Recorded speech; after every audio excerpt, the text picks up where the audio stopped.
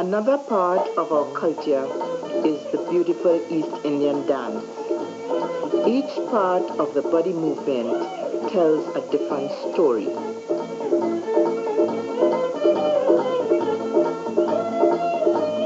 The Diwali lights glow in the darkness, sometimes as if to enlighten and brighten the hearts and minds of men and women.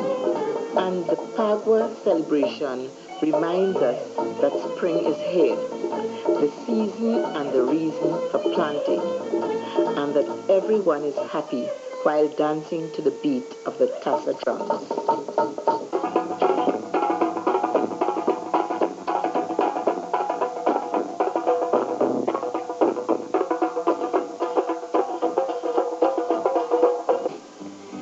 During our independence in Trinidad and Tobago, it is always fitting to remember and pay tribute to some of our distinguished citizens who have served and who are still serving our country.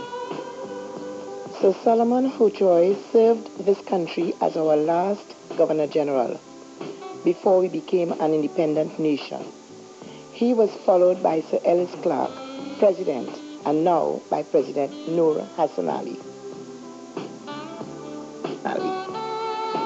The Right Honorable Dr. Eric Eustace Williams became the first Prime Minister in our independent nation.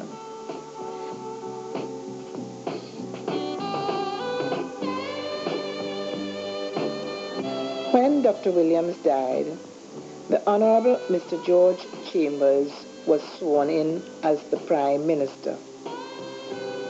Serving our country presently is the Honorable Mr. Raymond Robinson as Prime Minister.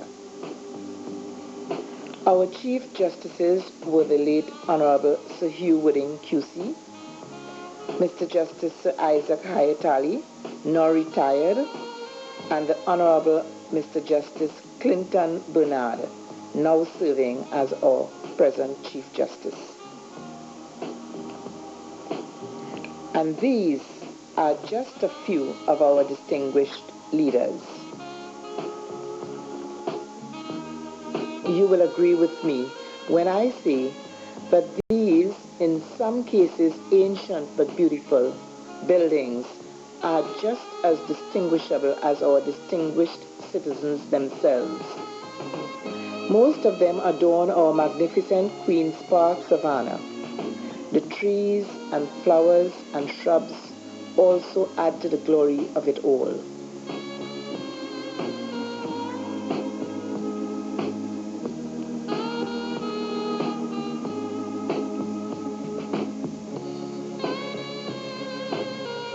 Another form of our culture is the credit union, which was started in Europe and known as the poor man's bank.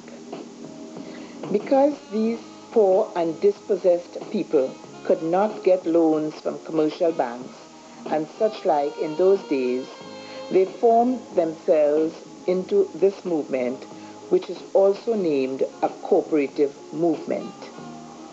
Not to be confused with the credit unions. Workers' unions are found all over the world too. These workers' unions in Trinidad and Tobago have recently joined together under one umbrella. Every year, secretaries all over our country of Trinidad and Tobago come together to celebrate Secretaries Week. Miss Pat Thomas had the honor to become the first Madam Soti, or Secretary of the Year winner, to come from our sister isle, Tobago. She's been greeted by the Honorable Mrs. Muriel Donawa McDavidson, MP. The recent war in the Persian Gulf over the state of Kuwait will have a great effect and impact on us as a newly independent and developing nation. Meanwhile, while President Bush contemplated on what to do before the war actually started on Tuesday, January 15, 1991, his Secretary of State, Mr. James Baker, announced that talks had broken down.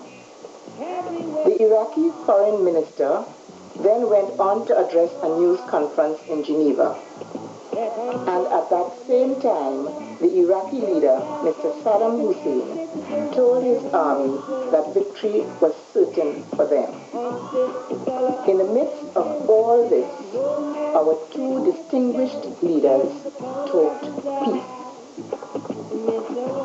The war was eventually fought. Instead of fighting wars, as an independent people, we in Trinidad and Tobago have chosen the festive way of life sometimes. The Tobago Heritage Festival depicts that happy togetherness, with scenes like eating and drinking, dancing, writing and performing skits, boat racing, sea bathing, and the works.